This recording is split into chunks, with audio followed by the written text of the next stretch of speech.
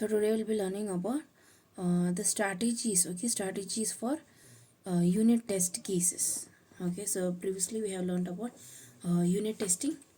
Okay, so under unit testing we have two basic strategies. Okay, so that is for for unit test cases. Okay, to prepare.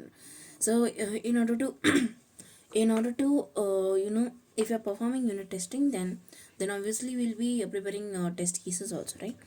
Yeah, so what are the strategies in order to prepare this test cases? For that we have two strategies here. So one is partition testing and guideline based testing. Partition testing is very simple, guys. You can just if they ask, you can just write few lines, few points, what I have given here. If they ask about these two strategies, okay. So partition testing, sometimes they might ask for 2 marks also. What do you mean by partition testing? They might ask for 2 marks. Okay, so this is very very important, so you can just prepare this. So partition testing, where you identify groups of inputs that have common characteristics and should be processed in the same way. Okay, so what do you mean by this is so what do you mean by this is we'll be identifying the groups of inputs. Okay, so which will be having what common characteristics or common features. Okay, in which we will be giving same input data. Okay, and that is how we do testing. Okay, so that is one strategy here. Okay, so once again I'll say partition testing, where you identify groups of inputs. Okay, groups of inputs that have common characteristics.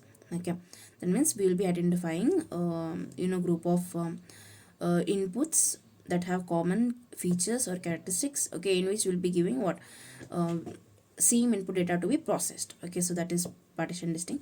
You should choose tests from within each of these groups.